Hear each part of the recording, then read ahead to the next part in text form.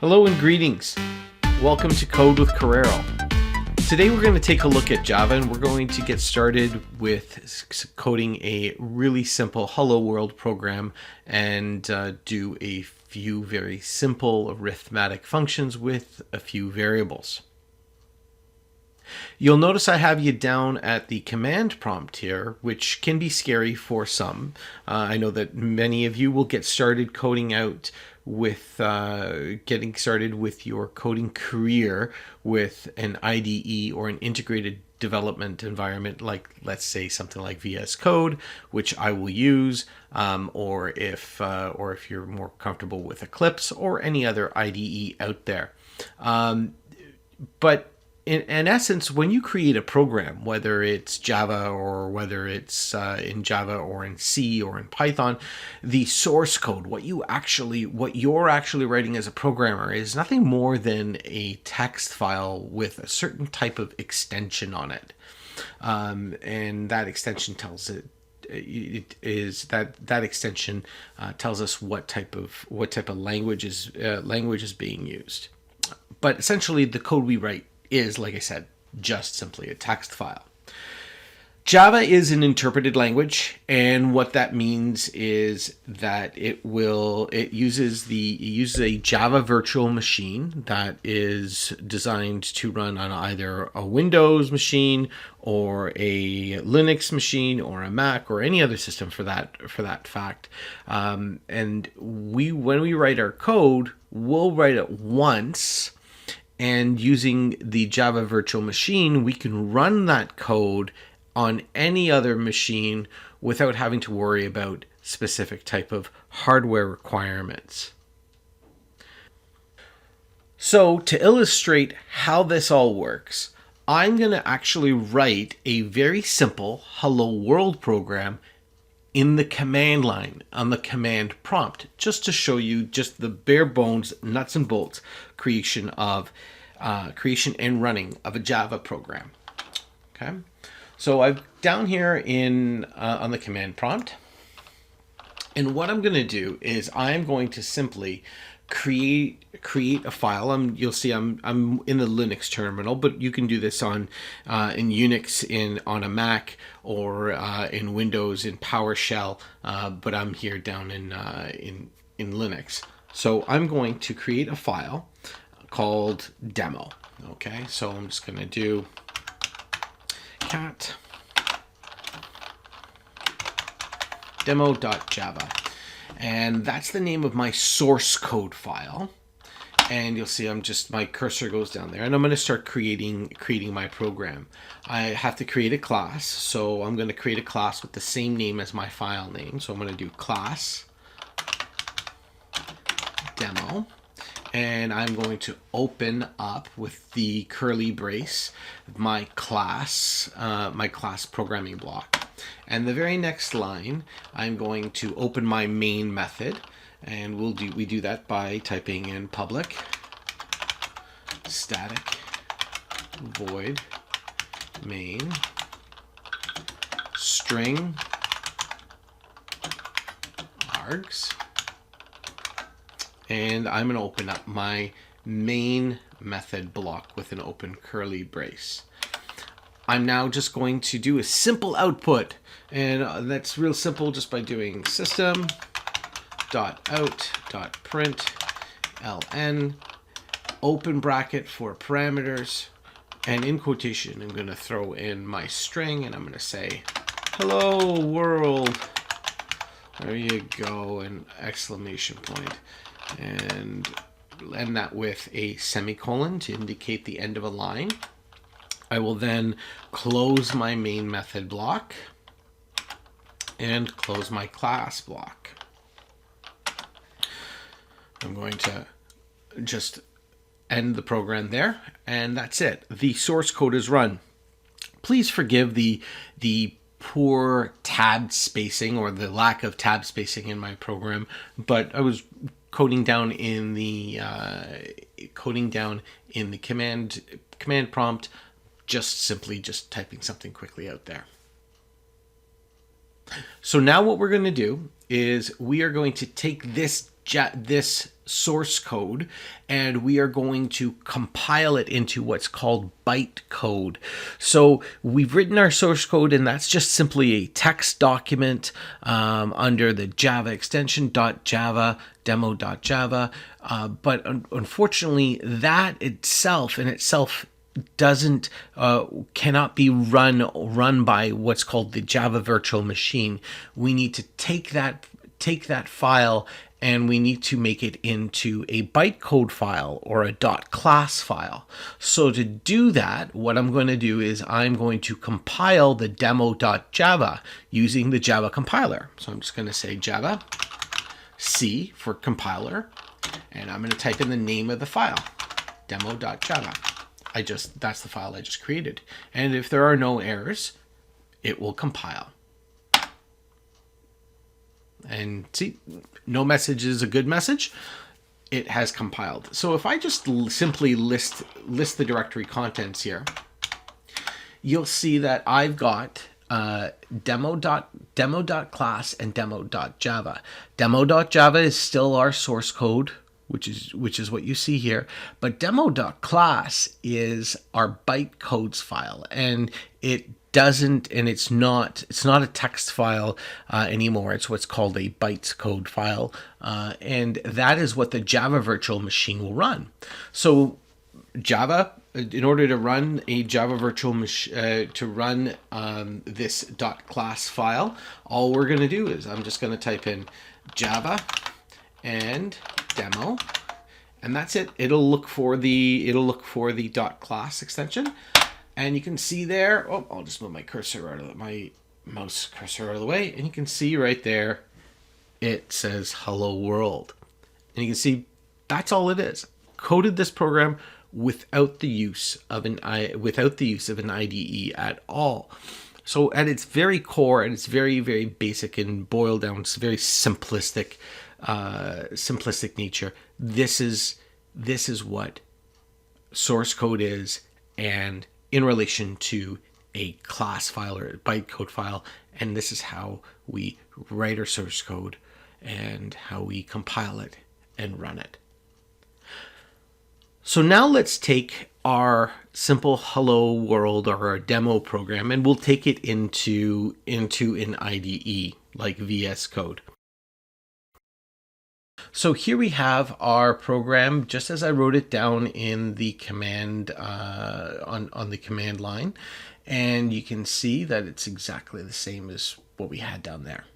So what I'm going to do here is I'm going to take this code and I'm going to indent it just for readability's sake. You can see that if everything was all just slammed over to the left and tightly knit in spacing, it can get a little bit more difficult to read if our program becomes a lot bigger, which hopefully in your programming journeys it will. But in Java, we're just going to indent. We're going to use Visual Studio Code's built-in indentation feature, which will take our code and indent it for more readability. So in VS Code, that's Alt-Shift-F. In many IDEs, that could be a quick key that you might have to research in order to find out what that quick key is. And just like that, we have something that is a lot more readable and a lot nicer to look at. Okay. So in our VS Code, all I'm going to do here is now I'm going to show you how to create just some simple variables and how to do some just simple arithmetic features, and hopefully get you on your way to doing some very simple and basic coding. What we'll need to do is we will need to declare our variables. So I'm going to have a section here. So I'm going to do my variable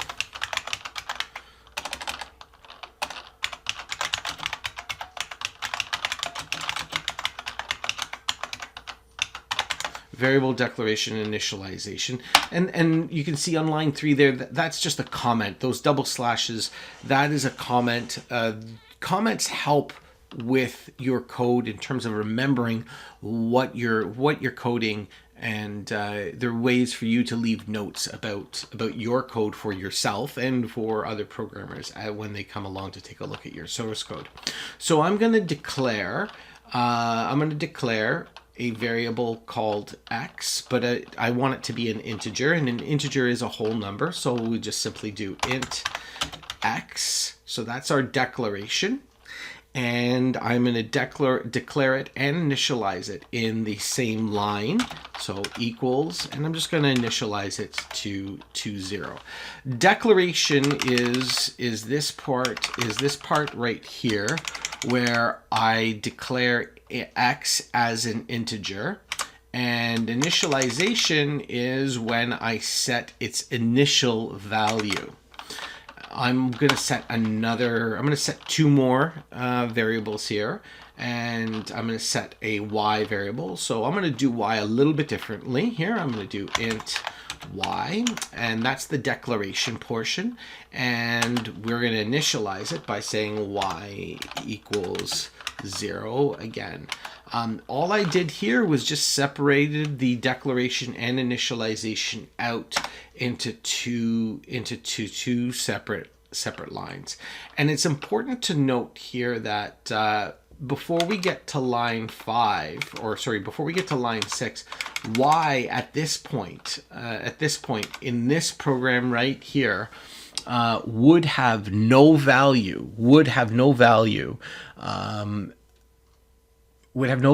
until we get to line 6.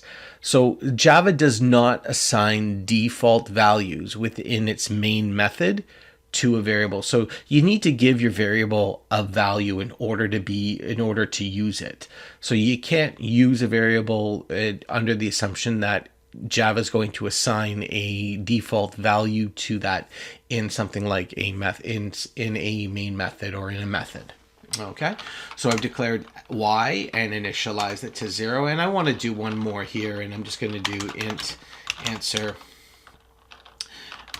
equals 0. Okay, so those are my variables declared and initialized. And what I'm going to do now is I'm going to, in my program, I'm going to do some simple arithmetic, okay, by assigning things. So I'm just going to do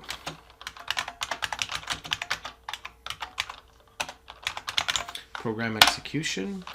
And what I'm going to do is, I'm going to give x a value and y a value, and I'm going to compute that an addition, let's say, into the variable called answer. So let's assign x as a value.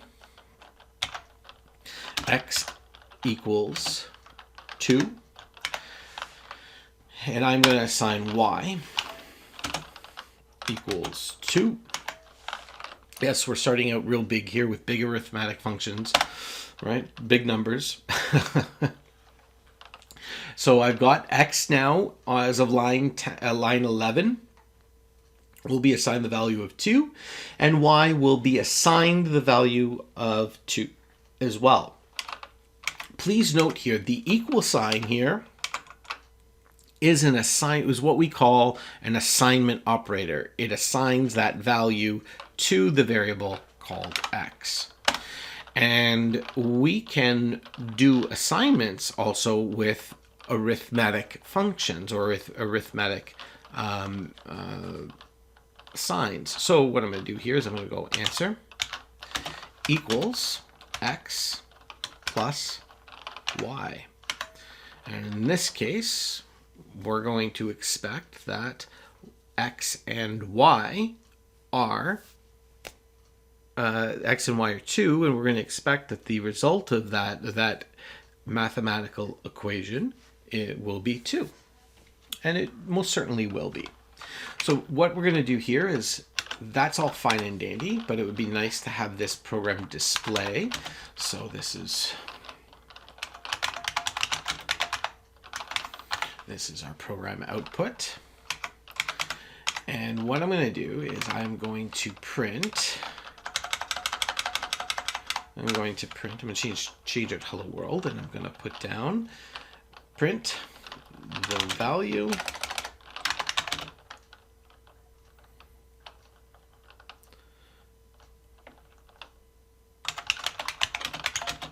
or the sum, let's make this a little bit more, the sum of x and y are or is, and I'm gonna put a colon there, I'm gonna put a plus sign because, and I'm gonna put down answer. Okay, and you're probably gonna say to me, but why the plus sign? The plus sign is an addition. Well, in this case here, what this plus sign here is different from this plus sign on line 13. This plus sign here is for what we call concatenation. When we add something to a string, we concatenate two strings together, or we concatenate, in this case, a string and the result of answer together. And it is not arithmetic in this state here. We'll run this just so you can see how this runs.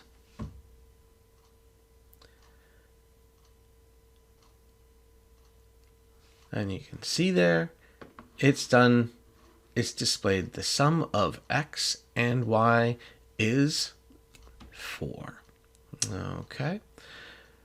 And that is it for our simple, ultra simple program. I hope this helped. And if you have any questions, please feel free to leave those in the comments section there.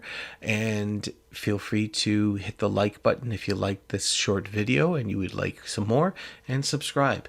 Thanks very much.